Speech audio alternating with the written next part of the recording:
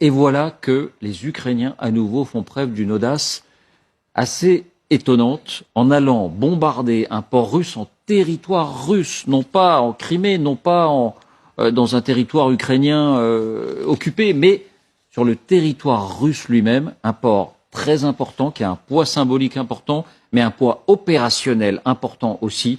De quoi s'agit-il? D'abord, on met tout sur la table. Voici les indispensables avec Fanny Veil.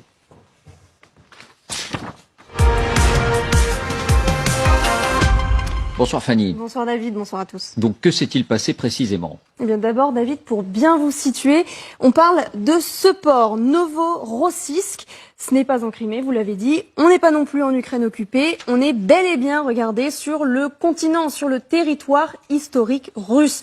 C'est l'un des ports les plus importants du pays, de la mer Noire. 20% des marchandises exportées et importées par la Russie, par la mer, passeraient par ici. Et si l'on zoome un peu, eh bien tout se passe précisément dans le terminal pétrolier du port, poumon économique, parce que 30% du pétrole exporté par la Russie passait par là ces dernières années.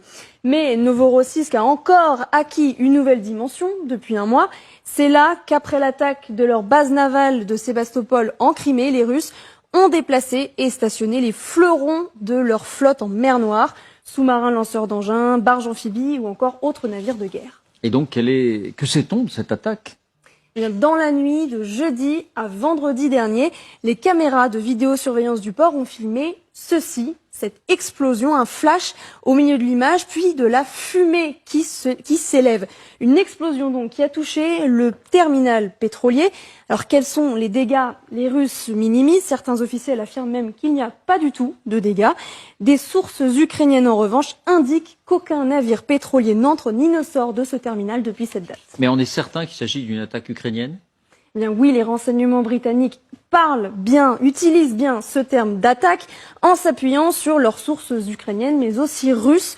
Le site russe MASH par exemple va plus loin.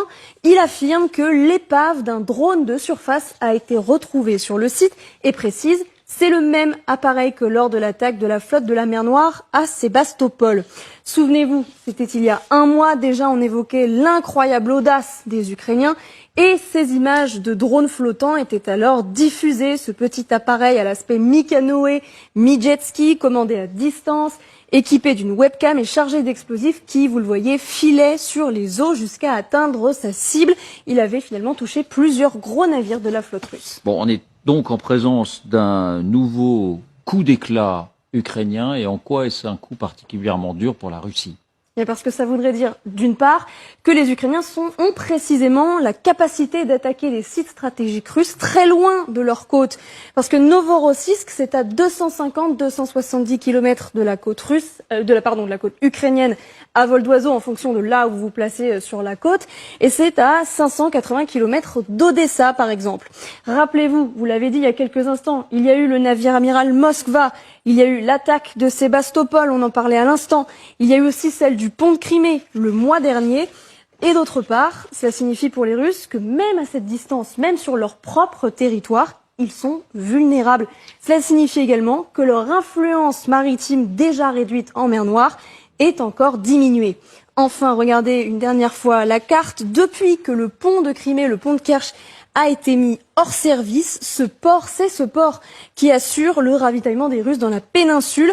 Ravitaillement aujourd'hui encore plus précaire. Merci Fanny.